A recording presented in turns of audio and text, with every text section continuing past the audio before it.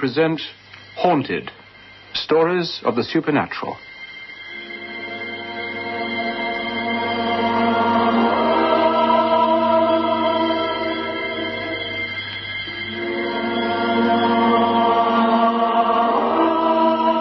What Was It? By Fitzjames O'Brien. Adapted to radio by Derek Hoddinott. Starring Peter Marinker as Harry, Blaine Fairman as Hammond, and Helen Horton as Mrs. Moffat. Haunted.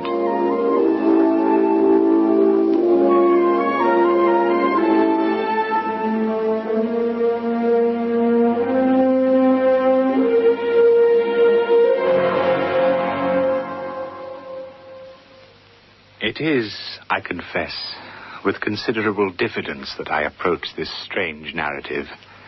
The events which I purpose detailing are so extraordinary in character that I am quite prepared to meet with an unusual amount of incredulity and scorn. Having said that, I wish now to relate some facts which came to pass July last, in the year 1854, and which, in the annals of the mysteries of physical science, are wholly unparalleled. I had just arrived at number 28, 26th Street, New York City, a large, rambling house previously owned by a Mr. Arbuthnot, a well-known New York merchant who became the center of a gigantic financial swindle, and who, as a result, committed suicide abroad. The house, after remaining empty for years, gained a reputation for being haunted. But this did not deter a certain Mrs. Moffat from turning it into a reputable boarding house. No, Mr. Crown. Neither I nor my guests believe all the stories put about by the neighbors. In fact, Mr. Crown, when Mrs. Moffat challenged us to follow her here, we couldn't wait to accept. Dr. Hammond here was at my previous abode. I owned a smaller boarding house some 2 blocks away. But when I heard that this property was for sale, well, at a reasonable cost, I felt I had to jump at such a bargain, despite its reputation. Pray tell me, Mrs. Moffat, what stories were circulating about the house? Oh, strange noises and the like. The caretaker and his wife, who were looking after the property during those 3 years, spoke of furniture being moved, of unseen steps on the stairs in broad daylight, the rustle of silk dresses, the usual things. And what happened to the caretakers? Oh, the estate agent dismissed them. That's right, isn't it, Mrs. Moffat? Well, he had no hope of selling the property while they were spreading such morbid tales. He had to get rid of them. Then, when Mrs. Moffat was telling us that this house would be ideal for expanding her business and that the accommodation would be much better, we, her guests that is, were unanimous in taking up the challenge of the unknown and joining her. Naturally, Mr. Crown, I had to consult my guests, because they, too, must have heard the stories about the house. I couldn't afford to lose such respected clientele if they felt, well, any qualms about the possibilities of specters appearing at the foot of their beds in the dead of night. And we were proved right. For since moving here, nothing has happened. Nothing at all? Well, something has, then. There is an explanation, as I pointed out to Dr. Hammond. What was it? It happened in my bedroom as I was washing before going to bed. Mm-hmm. The candle suddenly went out. A window was open. A breeze. The window was not open. And if it had been, the night, I recall, was still. I'm sure there is an explanation, but... You haven't found one? Not as yet, no. It's an overactive mind caused by all that reading, Doctor. You're probably right, Mrs. Moffat. All of us have read up on supernaturalism, psychic research, and... What's the matter? Harold Crown, you said? Yeah? Are you the author of the history of supernaturalism that I've just read? For my sins, yes, I am. Well, good Lord, Mrs. Moffat, we have an author in our midst. And not only an author, but a specialist in spirits, an expert in ghosts. I wouldn't call myself an expert. Tell me, Mr. Crown. Yes, Mrs. Moffat? What brought you to my establishment? How did you hear of its existence? From a friend. He stayed here then? No, he'd heard the rumors, that's all. He had a house, the garden of which backed onto yours. Naturally, he could not help but hear the gossip. Oh, I see. But you do have business in New York. You see what Mrs. Moffat is doing, don't you, Crown? What's that? She's trying to find out the real reason for your coming here. Business or merely ghost hunting? I suggest we move into the dining room. I think tea is going to be particularly interesting. I can't wait to introduce Mr. Crown to them. I believe he's come here for one thing only, to try and catch our ghost.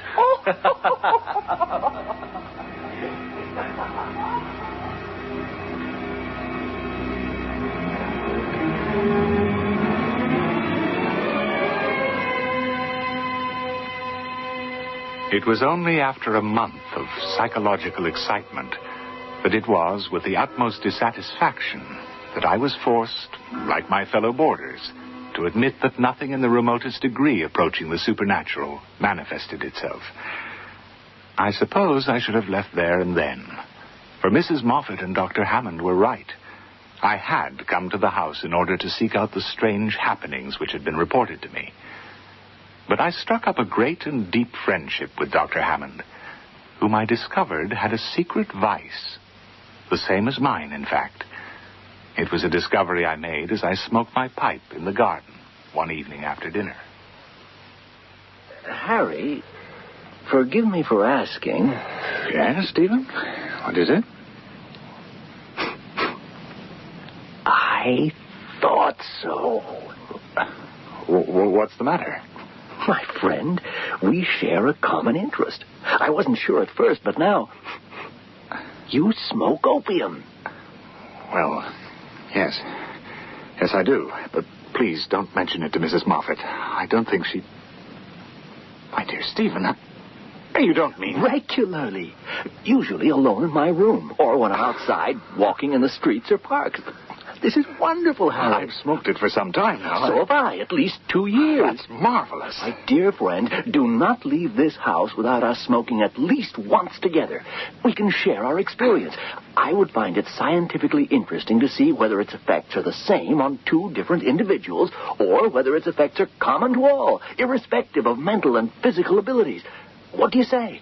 I would be happy to, my dear friend. We enjoyed together those wonderful moments when our thoughts expanded, our perceptive facilities intensified, and when our bonds of existence exploded, so that we were able to touch all points of the universe. But the hours which the doctor and I spent together were regulated with scientific accuracy. We did not blindly smoke the drug of paradise and leave our dreams to chance. We talked calmly, steering our conversation through the brightest and calmest channels of thought. We talked of art, poetry, and literature. When we spoke of Shakespeare's Tempest, we lingered over Ariel, never Caliban. Until one evening, when we had talked some time upon the mysticism and the almost universal love of the terrible, Stephen Hammond suddenly said to me, Harry,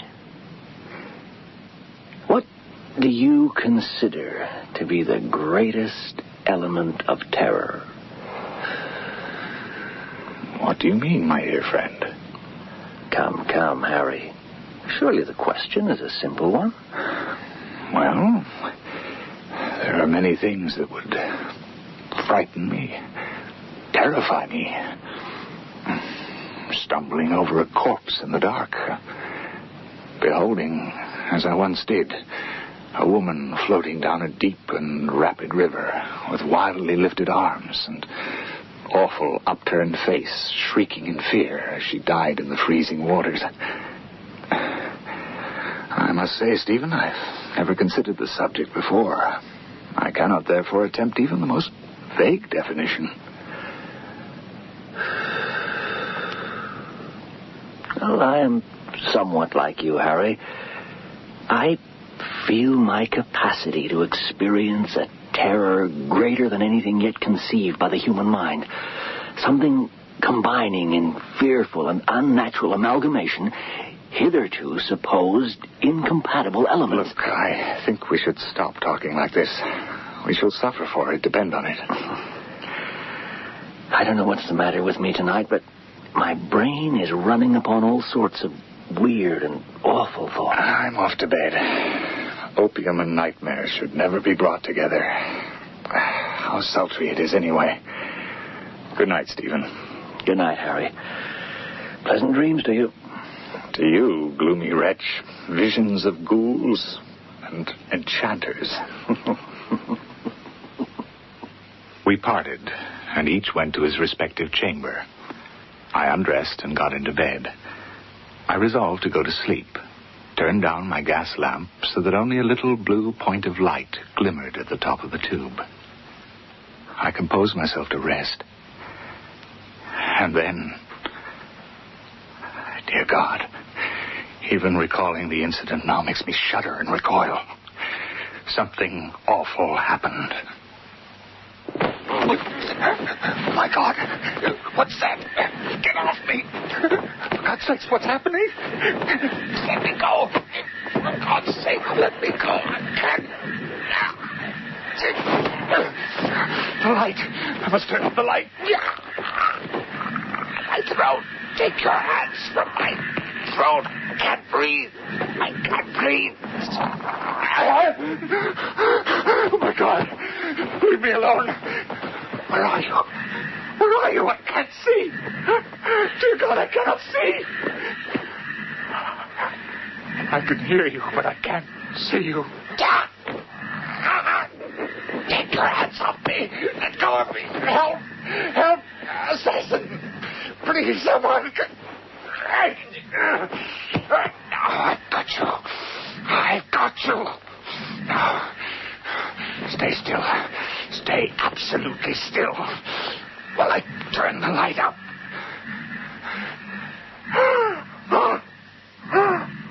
I shudder now as I think of that terrifying moment.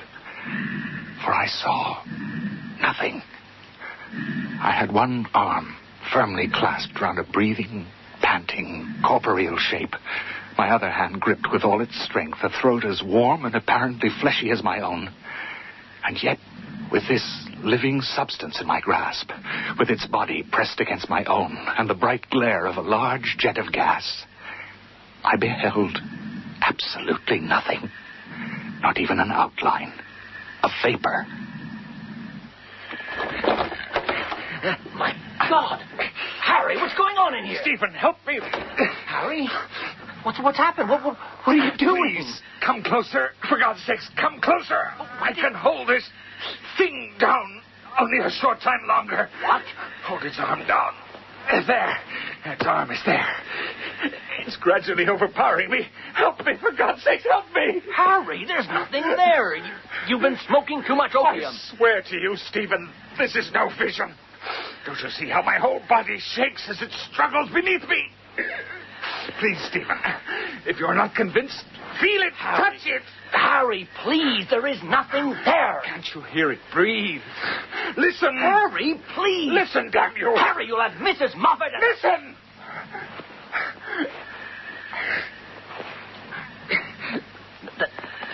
That's you. No. Touch it. Feel it. Go on, Stephen. Do as I say. Feel its arm. Huh? There. Its head. Go on. All right. All right.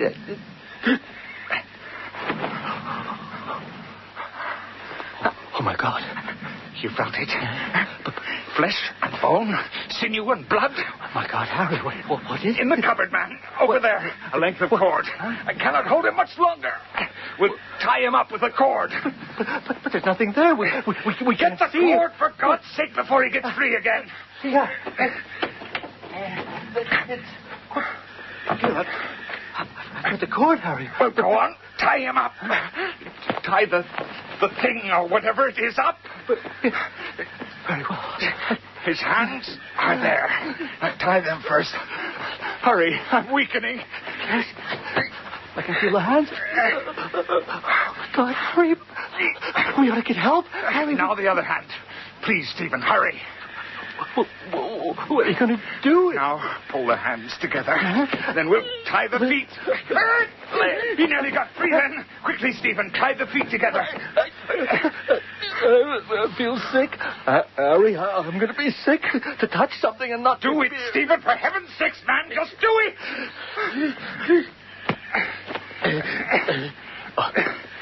All right, Harry. You may let go. The thing can't move.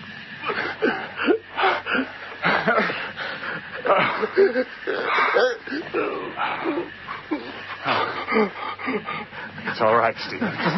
No. It's the opium. It's affected both of us. We took too much. No, it isn't that. It exists. How can a solid living body be invisible? I don't know, my friend. But now it is bound and cannot hurt us. I propose to find out. But Stephen. What? There is something there. See? The indentation on the sheet. It moves and struggles with the ropes. I cannot watch. My friend, you are witnessing a miracle. Don't you realize? The first visible signs of a being from another world.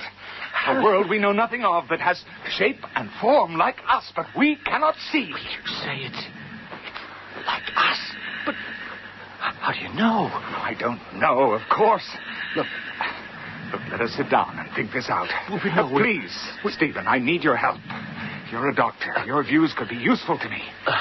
Now, we've got over the first shock. Now, it's time to use our heads to think what to do. What scientific value we can expose to the world.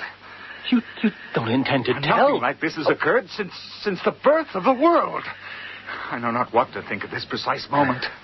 Oh, God grant that I am not mad and that this is not some insane fantasy. All right, Harry. Now, let us reason a little. Good man. Here is a solid body which we touch, but which we cannot see. Yes. Right? Now, the fact is so unusual that it strikes us with terror. Is there no parallel for such a phenomenon? Take a piece of pure glass. It is tangible but transparent. A certain chemical coarseness is all that prevents its being entirely transparent as to be totally invisible.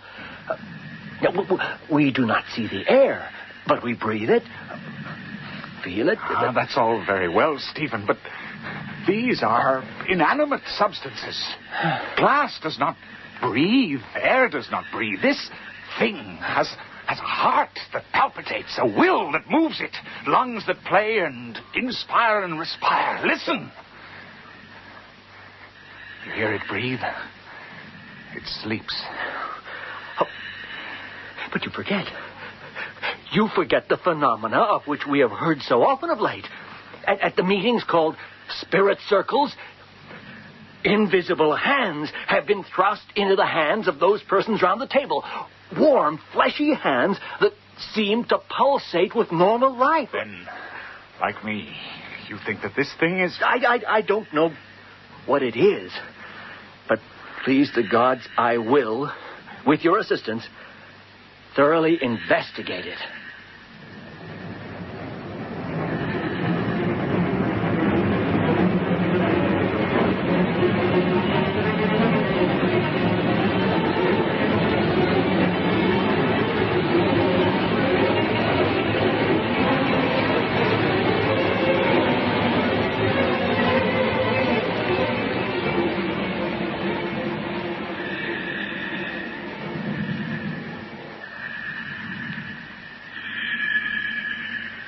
Harry. Yes. What form, what shape do you think it takes? Well, as far as I can make out by touch, it has a human shape. There is a mouth, a round, smooth head without hair. There is one thing, Stephen. What? His hands. What about them? Well, they seem to be that of a boy's. What are we going to do, Harry? Tomorrow morning, when the house is astir, when Mrs. Moffat has the rooms clean, we can't leave it here. It's asleep now, but tomorrow when it wakes up... We shall have to pretend that I'm ill. Gone down with a fever. You can say that you think it ill-advised for anyone to enter the room for the time being, apart from yourself. Stephen, I've just had a marvelous idea. What? A setting of plaster. What are you talking about? By covering it with a setting of plaster, we shall be able to determine its form. That's all right if it remains still, Harry, but look how it struggled with you. Look at the strength it contains. The plaster would never set. Oh, then we have to find a way of keeping it still. Tying it down doesn't totally prevent movement. Chloroform. That's a good idea. If it'll work. Oh, why shouldn't it? If he has the same senses, feeling as a human being, why not, Stephen? We ought to tell Mrs. Moffat. The others have a right to know. When we have the answers, Stephen. Now look. Tomorrow morning you tell them I'm ill, and it will be necessary for you to remain in my room all day in order to keep my fever down. I'll bring the chloroform and plaster. Tomorrow, we'll know. We'll know what lies there. And then, only then, can we truly explain to the world what we have discovered. And so it was. All day we worked silently in my bedroom so that Mrs. Moffat would not suspect.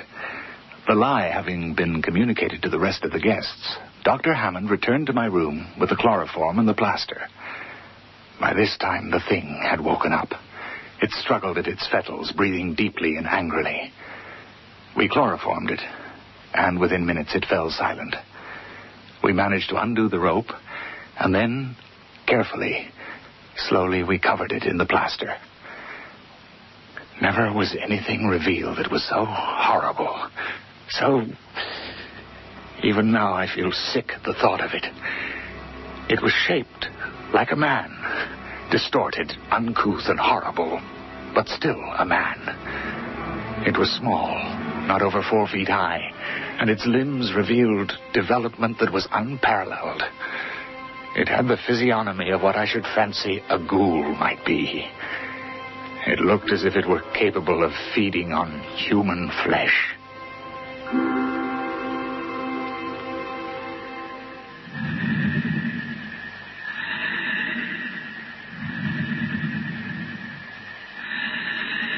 My God. Harry. I know. I wish we'd never started on this. We cannot let the others see it, or know of its existence. But what do we do? It lives. It breathes. And now that we can see it, too, I can barely remain in this room. Don't desert me now, Stephen. Please, don't desert me. What do we do? We have to make our discovery public.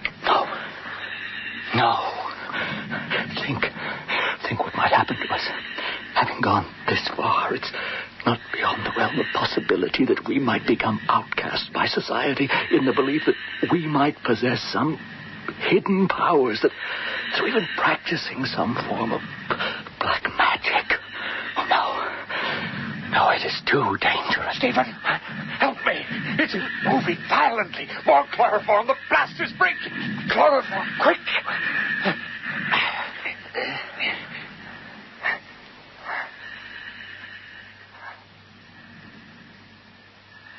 Several days passed. The most distressing part of the affair was that we were entirely ignorant of what the creature habitually fed on. Everything in the way of nutriment that we could think of was placed before it, but was never touched.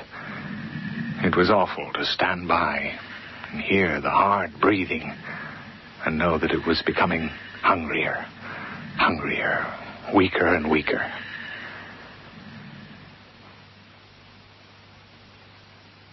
Finally, on the 10th day, he died.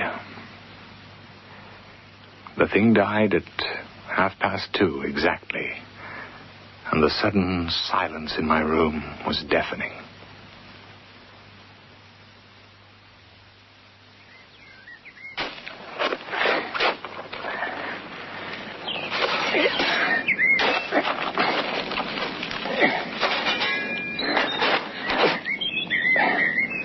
ready?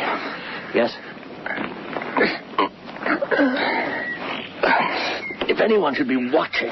What?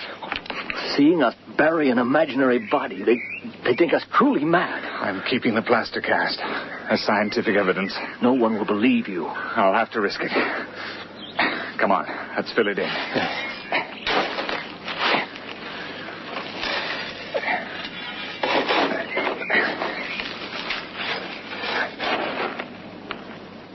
What's the matter now? I was just thinking.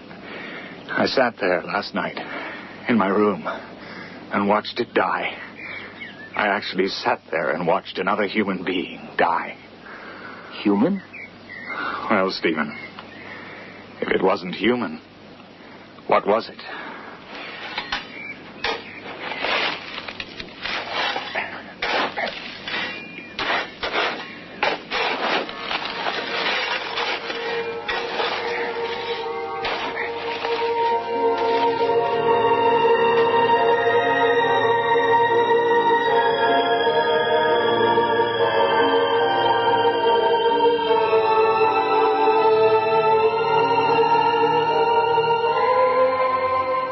That was What Was It?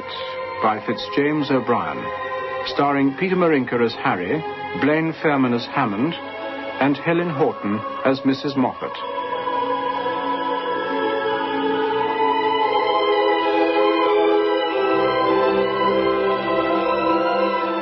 Haunted was adapted and directed by Derek Hoddinott.